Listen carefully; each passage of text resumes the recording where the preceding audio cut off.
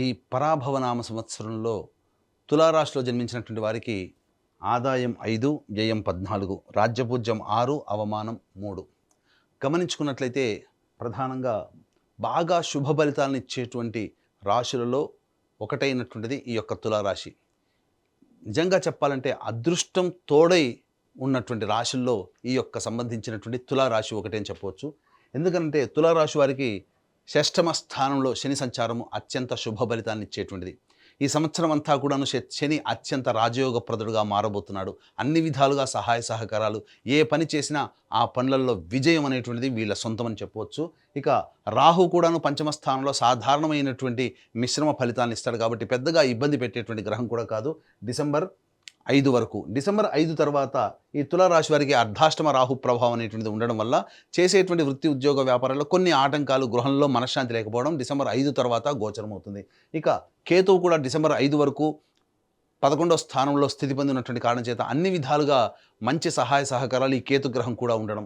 అంతేకాకుండా నవమ స్థానంలో ఈ యొక్క సంబంధించినటువంటి గురుగ్రహము మే 31వ తారీఖు వరకు సంచారం చేస్తున్నటువంటి ఈ కారణం చేత ఈ యొక్క తులారాశిలో జన్మించినటువంటి వాళ్ళు ప్రధానమైనటువంటి గ్రహాలు అన్నీ కూడా అనుకూలంగా ఉన్నటువంటి ఈ కారణం చేత ప్రధానంగా కుజ సంచారం కూడా అప్పుడు చాలా అద్భుతంగా ఉంటుంది ఏప్రిల్ అండ్ మే నెలలో. కాబట్టి ఈ సంవత్సరం ఉగాది నుంచి మే 31వ తారీఖు వరకు ఉన్నటువంటి సమయాన్ని వీక్షించేటువంటి ప్రేక్షకుల్లో అందరూ కూడా ఈ తులారాశిలో జన్మించినటువంటి వారు వినియోగించుకోవచ్చు.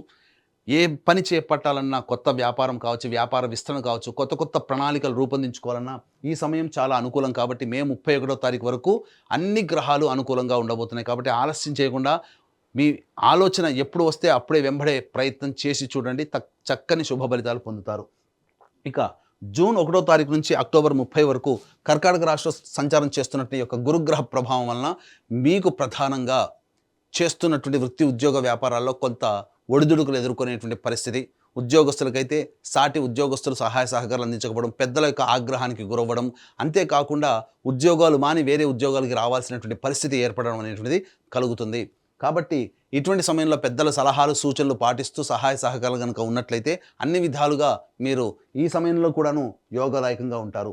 ఇక అక్టోబర్ 31వ తారీఖు నుంచి జనవరి 24వ తారీఖు వరకు సింహరాశిలో సంచారం చేస్తున్నటువంటి గురుగ్రహ ప్రభావం మళ్ళీ మే 31వ తారీఖు వరకు ఎటువంటి యోగ కాలాన్ని పొంది ఉంటారో అటువంటి మళ్ళీ యోగ కాలం జనవరి 24 నుంచి అక్టోబర్ 31 నుంచి జనవరి 24 మధ్య కాలంలో అనేటువంటిది పొందుతారు.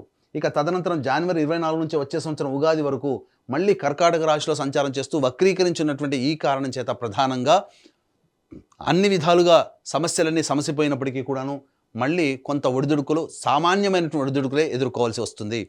తర్వాత చూసుకున్నట్లయితే ఈ యొక్క తులారాశిలో జన్మించినటువంటి వాళ్ళకందరికీ కూడాను సాధారణంగా మొదటి 2.5 నెలలు, అలాగే సంబంధించి మళ్ళీ తర్వాత 2.5 నెలలు మరియు 2 నెలలు ఈ సంబంధించినటువంటి కాలం అనగా దాదాపుగా ఒక 7 నెలల పాటు అత్యద్భుతమైనటువంటి శుభ ఫలితాలను పొందేటువంటి రాశిగా చెప్పవచ్చు. ఇక ప్రధానంగా గమనించుకున్నట్లయితే ఈ యొక్క తులారాశిలో జన్మించినటువంటి వారికి నిరుద్యోగస్తులకి ఉద్యోగం ఎప్పుడు వస్తుంది, అలాగే ఆల్రెడీ ఉద్యోగం చేస్తున్నటువంటి వాళ్ళు వేరే సంస్థలు ఉద్యోగం కోసం ప్రయత్నం చేయాలంటే ఏ సమయంలో ప్రయత్నం చేయాలి, కేంద్ర రాష్ట్ర ప్రభుత్వ కాంట్రాక్టర్లు ఏ సమయంలో బిల్స్ ప్రజెంట్ చేస్తే బిల్స్ పాస్ అవుతాయి, అలాగే కొత్త కాంట్రాక్టులు ఏ సమయంలో మనం చేజిక్కించుకోవచ్చు, కేంద్ర రాష్ట్ర ప్రభుత్వాల్లో ఉన్నటువంటి వాళ్ళు బదిలీలు కావాలనుకున్నటువంటి కోరుకున్న చోటికి ఎప్పుడు బదిలీలు అనేటువంటి అవకాశాలు గోచరమవుతాయో మనం తెలుసుకునే ప్రయత్నం చేద్దాం. ఈ తులారాశిలో జన్మించినటువంటి వారికి ఈ సంవత్సరం 17 జూలై నుంచి 16 సెప్టెంబర్ వరకు ఉన్నటువంటి కాలం అద్భుతమైనటువంటి కాలం ఈ యొక్క నిరుద్యోగం ఉద్యోగస్తులకు సంబంధించి. అలాగే ఈ సంవత్సరం ఉగాది నుంచి 19 మార్చి నుంచి 13 ఏప్రిల్ వరకు ఉన్నటువంటి సమయము, మరియు వచ్చే సంవత్సరం 14 మార్చి నుంచి వచ్చే సంవత్సరం ఉగాది వరకు ఉన్నటువంటి సమయము. అలాగే ఇక గమనించుకున్నట్లయితే ప్రధానంగా ఈ సంవత్సరం 16 డిసెంబర్ నుంచి 13 జనవరి వచ్చే సంవత్సరం వరకు ఉన్నటువంటి సమయం చాలా అద్భుతంగా ఉండేటువంటి సమయంగా చెప్పవచ్చు. ఒక రకంగా చెప్పాలి అంటే ఈ ఒక్క తులారాశికి మాత్రమే ఉద్యోగస్తులు కావచ్చు, వ్యాపారస్తులు కావచ్చు, వృత్తి కళాకారు రంగంలో ఉన్నటువంటి వాళ్ళకి కావచ్చు, అనగా సొంత కాళ్ళ మీద నిలబడగలిగేటువంటి వాళ్ళకి కావచ్చు, వాళ్ళకందరికీ కూడా ఎక్కువ సమయాలు చాలా అనుకూలంగా ఉన్నాయి. కాబట్టి మిగతా ఏ రాశికి లేని ఒక ప్రత్యేకత ఉద్యోగస్తులకి, వ్యాపారస్తులకి, వృత్తుల్లో ఉన్నటువంటి వాళ్ళకి వెసులుబాటుగా ఈ తులారాశిలో జన్మించినటువంటి వారికి ఉంటుంది.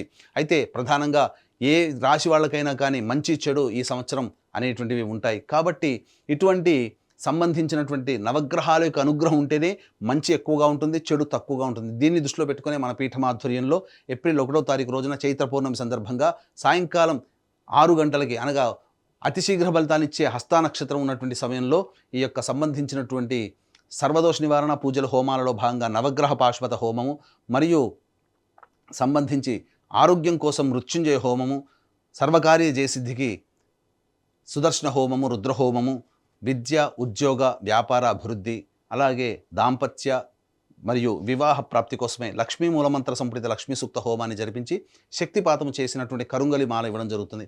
అవకాశం ఉన్నటువంటి వాళ్ళు ఈ యొక్క కార్యక్రమంలో మీరు నమోదు చేసుకొని దైవానుగ్రహాన్ని పొంది తరించవచ్చు. ఈ సంవత్సరం జరిగేటువంటి సర్వదోష నివారణ పూజలు ఏప్రిల్ 1వ తారీఖు రోజున జరుగుతున్నాయి కాబట్టి 1వ తారీఖు మధ్యాహ్నం 3 గంటల లోపల ఈ కార్యక్రమంలో మీరు గోత్రనామాదులు నమోదు చేసుకోవచ్చు. ఇక గమనించుకున్నట్లయితే ప్రధానంగా ఈ యొక్క కుజ సంచార ప్రభావం కూడా తులారాశి వారికి 2 ఏప్రిల్ నుంచి 10 మే వరకు కూడా సంపూర్ణంగా అనుగ్రహం.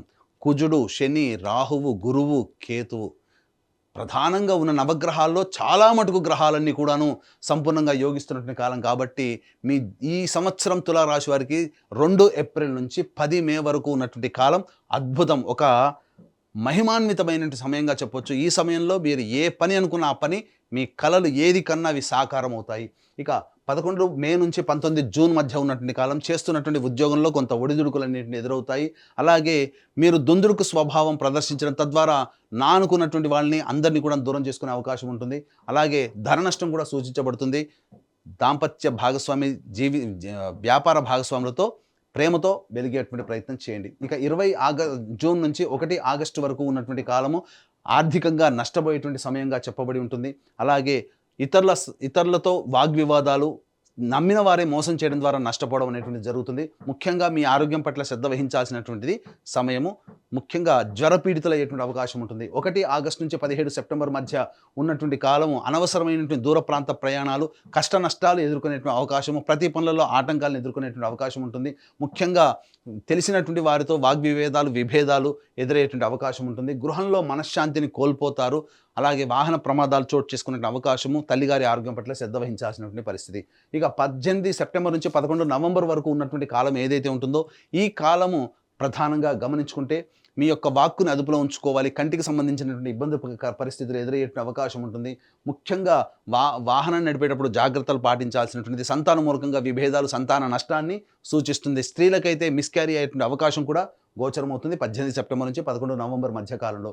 ఇక 12 నవంబర్ నుంచి వచ్చే సంవత్సరం 8 మార్చి వరకు కుజుడు స్తంభించి ఉండి అత్యంత శుభస్థానంలో ఉండడము, గురువు కూడా ఈ సమయంలో అనుకూలంగా ఉండడము, శని అనుకూలంగా ఉండడము, ఒక రాహువు అనుకూలంగా లేని కారణం చేత ప్రధానంగా రాహు వల్ల వచ్చే దుష్ప్రభావాలు కూడాను కుజుని యొక్క ప్రభావం తగ్గిపోవడం, తద్వారా అన్ని విధాలుగా యోగదాయకంగా ఉన్నటువంటి పరిస్థితి యొక్క తులారాశిలో జన్మించినటువంటి వారికి ఉంటుంది.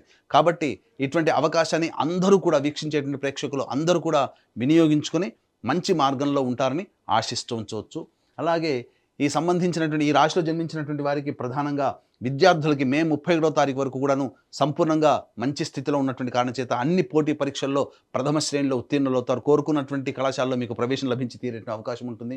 అలాగే దశమ గురు ప్రభావం మనకు చెడు ఫలితాలను ఇస్తున్నా నెగిటివిటీలో కూడా పాజిటివ్ను వెతుక్కోవాలి. దశమ గురు ప్రభావం వలన ఉన్న ప్రాంతం నుంచి చాలా దూర ప్రాంతానికి వెళ్ళేటువంటి అవకాశం ఉంటుంది. కాబట్టి దీన్ని దృష్టిలో పెట్టుకుని ప్రస్తుతం విదేశీ యానం కనుక చేసినట్లయితే ప్రధానంగా ఈ కాలానికి యోగం కాబట్టి ఈ యొక్క జూన్ 1వ తారీఖు నుంచి అక్టోబర్ 30వ తారీఖు వరకు ఎవరికైతే విదేశీయానం కోసం ప్రయత్నం చేస్తారో తప్పకుండా వాళ్ళు ఆ విదేశీయానానికి సంబంధించినటువంటి పూర్తి శుభ ఫలితాన్ని పొందుతారు. అలాగే విదేశంలో ఉన్నటువంటి వాళ్ళకి కాంట్రాక్ట్స్ అనేటువంటివి మెరుగవుతాయి, రెన్యువల్స్ అవుతాయి ఉద్యోగాలు. అలాగే కొత్తగా H1B వీసా లాంటివి కూడాను అప్లై చేసుకున్న మీకు ఈ సమయంలో చెప్పినటువంటి జూన్ 1 నుంచి అక్టోబర్ 30వ తారీఖు మధ్య సమయంలో మీకు అన్ని విధాలుగా యోగదాయకంగా ఉంటుందని చెప్పవచ్చు. ఇక గమనించుకున్నట్లయితే ఈ రాశిలో జన్మించినటువంటి రాజకీయ రంగ ప్రముఖులకి పట్టిందల్లా బంగారం అన్నట్టుంటుంది. ప్రజలు అడుగడుగునా బ్రహ్మరథం పడతారు. పార్టీ పెద్దల యొక్క సహాయ సహకారాలతో ఎన్నికల్లో పోటీ చేస్తే ఖచ్చితంగా మీరు సీటు సంపాదించుకొని ఎన్నికల్లో గెలుపొందుతారని చెప్పవచ్చు. ఇక ఈ రాశిలో జన్మించినటువంటి కళారంగంలో ఉన్నటువంటి వాళ్ళు 24 ఫ్రేమ్స్, అలాగే electronic and printing media, social media రంగంలో ఉన్నటువంటి వాళ్ళు ఎవరైతే ఉన్నారో వాళ్ళకందరికీ కూడాను అద్భుతమైనటువంటి ప్రజాదరణ కలిగినటువంటి పాత్రలు పోషించి తద్వారా రివార్డులు సొంతం చేసుకుంటారు. గతంలో మీ దగ్గర మీకు అడ్వాన్స్ ఇచ్చి ఆగిపోయినటువంటి పనులన్నీ కూడా తిరిగి మళ్ళీ పూర్తవుతాయి. తద్వారా ఆశించిన మేర దానికంటే ఎక్కువగా శుభ ఫలితాలు పొందే అవకాశము నటనా రంగంలో ఉన్నటువంటి వాళ్ళకి గోచరం అవుతుంది. ఇక ఈ రాశిలో జన్మించినటువంటి రైతులు 2 పంటలు కూడాను అత్యధికమైనటువంటి శుభ ఫలితాలు అనేటువంటివి పొందుతారు. తద్వారా అన్ని విధాలుగా యోగదాయకంగా ఉంటుంది. అంతేకాకుండా ప్రధానంగా కౌలుదారులు తమకున్నటువంటి ఆర్థిక నష్టాలన్నీ కూడాను పూర్తి చేసుకొని మంచి ఇంట్లో శుభకార్యాలు అనేటువంటివి ఉంటాయి. రుణ విముక్తులు అవుతారని చెప్పవచ్చు.